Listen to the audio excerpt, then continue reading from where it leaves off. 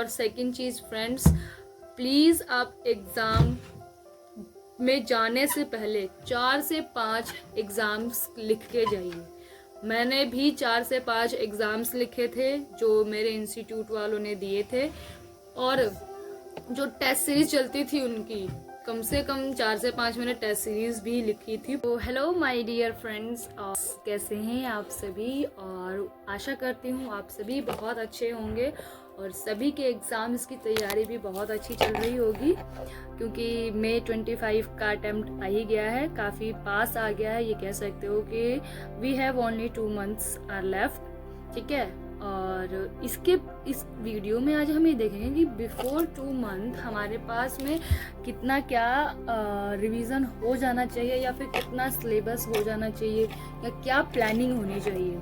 थोड़ा सा जो मैंने फॉलो किया था मैं वो बताना चाहती हूँ, सो डैट कि आपको थोड़ा सा बेनिफिशियल हो, आइडिया लग जाए। हालांकि मैं ये नहीं कहती हूँ कि आप किसी के टाइम टेबल को एग्जैक्टली फॉलो कर सकते हो, क्योंकि हर एक की अपनी अपनी कैपेसिटी होती है। जरूरी नहीं है कि अगर मैं 16 घंटे पढ़ती हूँ तो आप भी 16 घंटे पढ़ते हो सकता है आप इससे ज़्यादा पढ़ पाते हो, बट मेरी कैपेसिटी इतनी ज़्यादा नहीं थी, सो डैट मैं नहीं पढ़ पाती थी।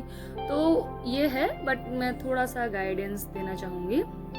देखो, ये चल रहा है फैब का मंथ और आज आपका हो गया है 17 फैब। मिनिमम 2.5 मंथ हमारे पास है, आप ये समझ लो 2 month and 15 days। तो मेरे हिसाब से अब तक आप लोगों का 4 से 5 रिवीजन हो जाना चाहिए। अगर किसी का नहीं हुआ है कोई बात नहीं, अभी भी हमारे पास काफ़ी सारा सफिशिएंट टाइम है। आप चाहो तो सारा सिलेबस गो थ्रू कर सकते हो इन 2.5 महीनों में। बहुत टाइम है, पैनिक होने की जरूरत बिल्कुल नहीं है। अगर मैं अपनी बात करूं तो यस, मेरा 3 से 4 बार का रिवीजन हो गया था, और इस टाइम पे मैं उन सबको दोबारा से एक एक क्वेश्चन रिवाइज करना स्टार्ट कर दिया था मैंने। तो वो बच्चे जिन्होंने कर लिया है वेल एंड गुड, और जिन्होंने नहीं किया है डोंट बी पैनिक, ठीक है। कामली आप दोबारा से स्टार्ट करो। अभी भी 15 दिन ये हैं और 2 महीने वो हैं। 2 भी मतलब कि चलो लास्ट का 1 महीना जो है उसको आप पूरा सा दोबारा रिवाइज करने के लिए रख के चलो। तो ये लेके चलो कि आपके पास ओनली 1.5 महीना है, क्योंकि देखो फरवरी मार्च अप्रैल फिर उसके बाद मई आ ही जाएगा आपका, ठीक है। तो इन 15 दिनों में आप 3 सब्जेक्ट निपटा सकते हो जिन्होंने 3 to 4 टाइम्स की रिवीजन ले रखी है, ठीक है। और वो बच्चे जिन्होंने 3 to 4 टाइम्स की रिवीजन नहीं ले रखी है, जिनका 2 से 3 बार भी हो गया है, वो भी इन 15 दिनों में 3 नहीं तो कम से कम 2 सब्जेक्ट तो कर ही सकते हैं पूरा, ठीक है। मैं जो करती थी वो ऐसे करती थी कि 5 दिन एक सब्जेक्ट को, 5 दिन एक सब्जेक्ट को, इस तरीके से मैंने सब्जेक्ट्स अपने बांट रखे थे। 6 सब्जेक्ट मीन्स 30 डेज, 6 सब्जेक्ट तो 6 सब्जेक्ट मीन्स 30 डेज, ठीक है। तो इस हिसाब से ये 15 दिन 15 डिवाइडेड बाय 3, मतलब मेरे लिए जो थे वो 3 सब्जेक्ट्स के लिए डेज हैं, 15 डेज। और वो बच्चे जिन्होंने 2 से 3 बार ही किया है, कोई पैनिक होने की जरूरत नहीं है। सबसे पहले अगर मैं अपनी बात करूँ तो सबसे पहले आप लास्ट के पेपर्स उठाओ, ठीक है। लास्ट के एग्जाम्स, लास्ट के papers means last subjects like audit. मेरे लिए थ्योरेटिकल थोड़ा मुश्किल होता था, थोड़ा डिफिकल्ट जाता था, तो मैं पहले थ्योरेटिकल पे ज़्यादा जोर देती थी। जैसे थ्योरेटिकल 3 से 4 घंटे पढ़ लिया, तो उसके बाद क्या रहता था कि मैं बोर होने लगती थी, तो मैं फिर दोबारा क्या करती थी कि प्रैक्टिकल उठा लिया। प्रैक्टिकल में कोई भी सब्जेक्ट उठा लेती थी मैं, लाइक अकाउंट्स। अगर लेकिन ये भी है कि कोई भी सब्जेक्ट के 2 क्वेश्चंस कर लिए, ऐसा नहीं। अगर आपने अकाउंट्स उठाया है तो ट्राई किया करो 1 चैप्टर या 2 चैप्टर एटलीस्ट कम से कम कंप्लीट करो, ठीक है। 3 से 4 घंटे मैंने अगर आप कह लो थियोरेटिकल अगर पढ़ लिया तो मुझे प्रैक्टिकल करना ही करना है। और प्रैक्टिकल का टाइम मैं रखती थी रात का, क्योंकि रात में क्या होता है कि नींद आने लग जाती है, दिमाग हमारा सोने की तरफ इंडिकेट करने लग जाता है। बट अगर मैं प्रैक्टिकल लेके बैठती थी तो नींद ये कहो कि चली जाती थी कि उस क्वेश्चन को करना कैसे है, उसमें अपना ब्रेन यूटिलाइज करना पड़ता था। थ्योरेटिकल में क्या है, आपको लर्न करना पड़ता है, याद करना पड़ता है। लाइक लॉ ले लो तो कॉर्पोरेट लॉ हो गया, या आपका कोई सा भी लॉ हो गया, LLB एक्ट हो गया, या फिर आपका फॉरेन एक्सचेंज हो गया। तो इसमें क्या सेक्शन याद करने पड़ते थे, तो मैं इसके लिए दिन का टाइम रखती थी या मॉर्निंग का। रात में मान लो आप 6 बजे के बाद मैं प्रैक्टिकल ही लेके चलती थी। तो ये ले लो, आपको इस 1.5 महीने में एटलीस्ट 2 टाइम्स तो सारा सिलेबस रिवाइज करना ही करना है, सो डैट कि लास्ट के 1 महीने में आप एक बार और जो है अपना पूरा सिलेबस जो है थ्रोली मीन्स जो आपने इम्पोर्टेंट इन दिनों में मार्क किया है कि ये क्वेश्चन इम्पोर्टेंट है या ये क्वेश्चन पूरा कंसेप्ट का यूटिलाइज कर रहा है, उन क्वेश्चंस को उन लास्ट के 1 मंथ में या फिर 30 डेज में कंप्लीट करना है। इसलिए तो इन 1.5 महीने का टारगेट आप ये रखो कि 1 से 2 बार सब्जेक्ट्स सारे रिवाइज हो जाए। हालांकि इन 15 दिनों में जो पीछे के फरवरी के 15 दिन चले गए हैं, इन 15 दिनों में आप 3 सब्जेक्ट्स आपके हिसाब से हो जाने चाहिए थे, बट नहीं भी हुए, कोई टेंशन लेने की बात नहीं है। आप बिना टेंशन, विदाउट एनी स्ट्रेस पढ़ के देखो, जो भी चीजें आप पढ़ोगे। हाँ, लेकिन ये है कि जो आप पढ़ रहे हो ना, इतनी श्योरिटी रखो कि अगर इसमें से कुछ आया तो मैं छोड़ूंगा नहीं या छोड़ूंगी नहीं। ठीक है, जिन जिन चैप्टर्स को आप कर रहे हो उनको इतने पक्के कर लो कि अगर इसमें से कुछ भी क्वेश्चन उठ के आता है तो मैं नहीं छोड़ूंगी।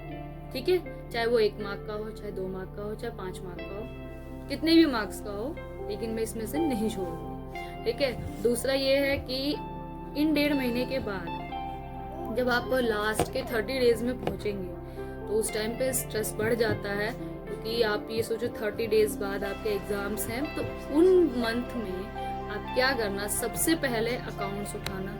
ठीक है, अकाउंट्स के बाद लॉ, जैसे सब्जेक्ट वाइज आपका है वैसे ही आप लेके चलते चलो।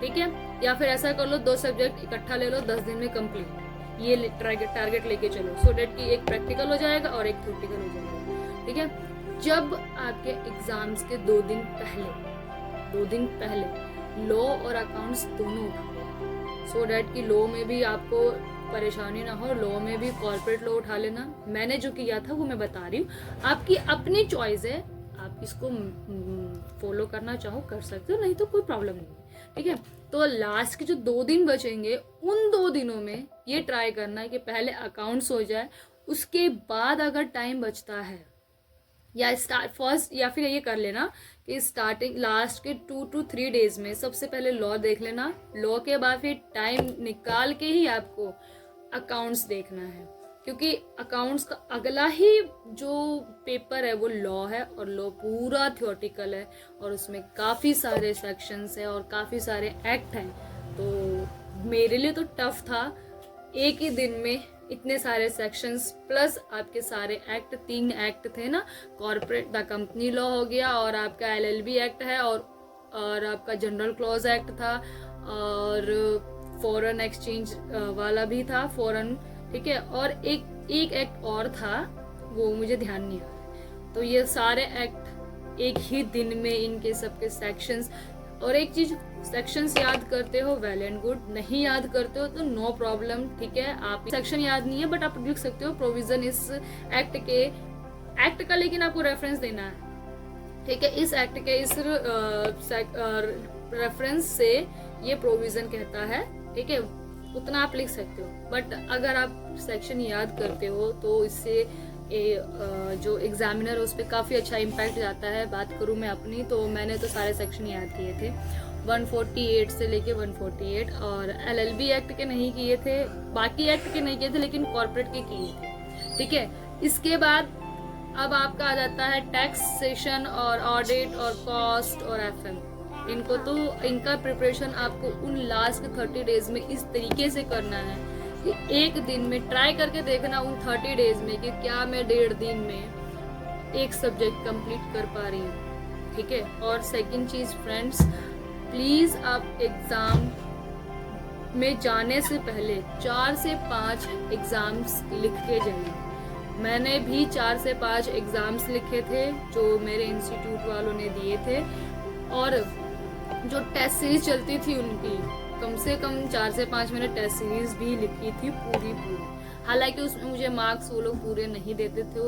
ठीक है, बट इससे क्या होता है कि आपको एक तो हैबिट हो जाती है कि 3 घंटे में एग्जाम कंप्लीट करना है, ठीक है। और दूसरी चीज कि कैसे कहाँ पर क्या मार्किंग है उसका भी आपको आइडिया लग जाता है, कैसे कहाँ पर आंसर लिखना है। अगर आपने आंसर्स लिखने की प्रैक्टिस नहीं की है तो मैं आपको बिल्कुल कह रही हूँ फ्रेंड्स, प्लीज करके जाना, क्योंकि लिखते टाइम हम जोन आउट हो जाते हैं। जब मैंने फर्स्ट टाइम पेपर लिखना स्टार्ट किया था, अपने घर पे ही बैठ के लिख रही थी, मैं कहीं कोचिंग वगैरह नहीं जाती थी, मैंने ऑनलाइन ही लिया था। तो आप यकीन नहीं मानोगे, इतना सब कुछ लर्न होने के बावजूद भी मुझे ये समझ में नहीं आ रहा था कि मैं आंसर लिखना स्टार्ट कैसे करूँ। हालांकि मेरे जो सर लोग थे उन्होंने बताया था कि ऐसे ऐसे लिखना, बट स्टिल जब तक आप एक बार प्रैक्टिस नहीं करोगे आप एग्जाम्स में आंसर नहीं लिख पाओगे, आप जोन आउट हो जाओगे। आंसर स्टार्टिंग कैसे करनी है, एंडिंग कैसे करना है, ठीक है। और लॉ के आंसर्स कैसे लिखने हैं, मैं इस पे हो सकेगा तो एक वीडियो जरूर बनाऊंगा, ठीक है फ्रेंड्स। तो बस इतनी ही टिप्स एंड ट्रिक्स है। टिप्स तो कुछ नहीं है, ट्रिक्स भी कुछ नहीं है, सिर्फ आपके मेहनत पर डिपेंड करता है। जो मैंने फॉलो किया था वो मैंने आपको बता दिया है। अगर कहीं भी आपको ये थोड़ा सा भी बेनिफिशियल हो तो प्लीज आप मुझे मेरे कमेंट सेक्शन में जरूर बताना, ठीक है फ्रेंड्स।